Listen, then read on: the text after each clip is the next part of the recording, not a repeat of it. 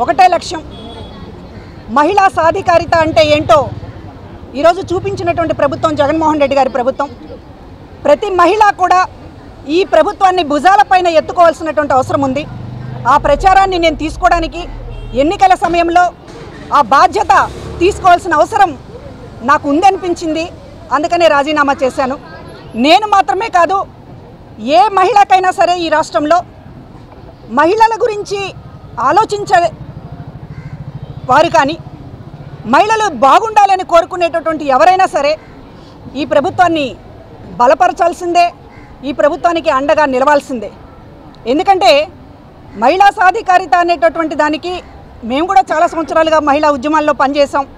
అనేక సంఘాలలో రాజకీయాల్లోకి రాకముందు మహిళల కోసం పనిచేసాం. న్యాయవాదిగా నా దగ్గర ఉండేటటువంటి కూడా మహిళల కేసులే ఉండేవి. కానీ మహిళా సాధికారిత అనేటటువంటిది పల్లె ప్రాంతాలలో 80% ఏదైతే ఆధారపడి ఉన్నారో అక్కడ దాకా చేరాలి అని అంటే ఇప్పటిదాకా మాటలకే పరిమితమైంది. ఏ ప్రభుత్వమైనా సరే, చాలా ప్రభుత్వాలు చూసాం, చాలా వ్యక్తుల్ని చూసాం, పార్టీలని చూసాం. కానీ సాధికారిత అనేటటువంటిది ఒక ఇంటికి చేరినటువంటిది. ఇవాళ కుటుంబంలో కేంద్రం స్త్రీ అనేటటువంటిది చాటి చెప్పినటువంటిది జగన్మోహన్ రెడ్డి గారి ప్రభుత్వం. స్త్రీ చుట్టూ తిరుగుతోంది ఇవాళ ప్రభుత్వం. స్త్రీ చుట్టూ పథకాలు తిరుగుతూ ఉన్నాయి, స్త్రీ చుట్టూ సమాజం తిరుగుతూ ఉంది.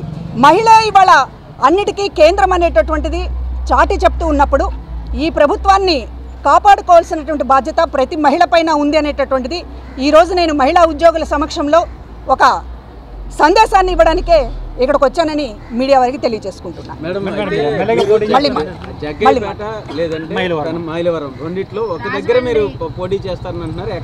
పోటీకి అవకాశము లేకపోతే పోటీకి సంబంధించినటువంటి దానికి సంబంధించినటువంటిది ఆ ఆలోచనలతోనూ నేను రాజీనామా చేయలేదు. పోటీకి సంబంధించినటువంటి అర్హత కానివ్వండి, లేకపోతే దానికి సంబంధించినటువంటి ఆలోచన కానివ్వండి, ఈ పార్టీలో చాలామందికి ఉండుండొచ్చు. కానీ అది ఈ రోజున గీట్రాయి కాదు. వ్యక్తులుగా కొంతమంది నష్టపోయి ఉండొచ్చు. ఈ పార్టీలో వ్యక్తులుగా సరైన న్యాయం జరగలేదని జగన్మోహన్ రెడ్డి గారి కుటుంబ సభ్యులు కూడా కొంతమంది అనుకుని ఉండొచ్చు. కానీ ఇవాళ ఈ పార్టీ అనేటటువంటిది 15 ఏళ్లుగా పోషించినటువంటి ప్రతిపక్ష పాత్ర మాత్రమే కాదు, ఇది ప్రజల పాత్ర. సమాజంలో ఎప్పుడూ లేనటువంటి విధంగా రాజకీయాలను కానీ, సమాజంలో మహిళల స్థితిగతులను కానీ, పేదవాళ్ల స్థితిగతులను కానీ మార్చడానికి ఒక మహాయజ్ఞంగా 15 ఏళ్లుగా కొనసాగుతున్నటువంటి దీంట్లో వ్యక్తులు ఎప్పుడూ ముఖ్యం కాదు.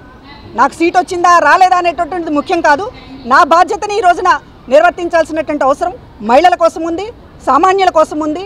మనసున్నటువంటి ప్రభుత్వానికి మద్దతు తెలియచేయకపోతే అది అన్యాయం అవుతుంది అనేటటువంటిది అది ప్రతి ఒక్కరూ ఆలోచించేటట్టు చేయడమే నా బాధ్యత అనుకుంటున్నాను. పార్టీ ఆదేశిస్తే పోటీకి సిద్ధమా?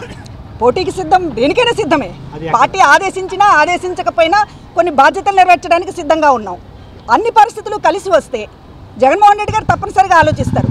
కలిసి రాకపోతే ఈక్వేషన్స్ కావచ్చు, లేకపోతే బలాబలాలకు సంబంధించినటువంటి విషయాల్లో ఏదైనా ఒక కుదరకపోవచ్చు తప్ప అవకాశం ఇవ్వాలనేటటువంటి ఆలోచన ఆయనకి ఎప్పుడు ఉంటుంది. పార్టీ ఆదేశించి మిమ్మల్ని ఎన్నుకోమంటే ఏ చూసుకుంటారు? ఏ నియోజకవర్గం సూటబుల్ అనుకుంటున్నారు? ప్రస్తుతానికి ఇది అసలు ఊహాజనితమైనటువంటి విషయము. ప్రస్తుతానికి పోటీ అనేటటువంటిది ఆ కాన్సెప్టే లేదు. ఖచ్చితంగా నాకు సంబంధించినటువంటి ఒక బాధ్యతగానే దీన్ని తీసుకుంటున్నాను తప్ప పోటీకి సంబంధించినటువంటి ఆలోచనతో కానీ, లేకపోతే అవకాశం వస్తుందనేటటువంటి దాంతో కానీ నేను తీసుకోవడం లేదు. ఇప్పటిదాకా మీడియా వారందరూ కూడా నాకు చాలా సహకరించినందుకు, మహిళా కమిషన్ చైర్పర్సన్గా మీరు అనేక మంది సహకరించారు. ప్రతి ఒక్కరికి ధన్యవాదాలు, కృతజ్ఞతలు.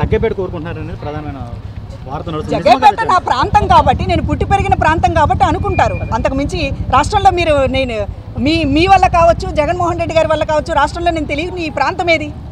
అంటే అక్కడ రాజమండ్రి అనూష కేసు నుంచి మీరు యాక్టివ్గా ఉన్నారు కదా? ఖచ్చితంగా అది మహిళలకు సంబంధించినటువంటి ప్రభుత్వం. మహిళలకు సంబంధించినటువంటి ఈ ప్రభుత్వాన్ని భుజం మీద మోయాల్సినటువంటి అవసరం ప్రతి మహిళకి ఉంది. అందులో నేను ముందుంటున్నాను. నేను ఈరోజు సిద్ధంగా ఉన్నాను.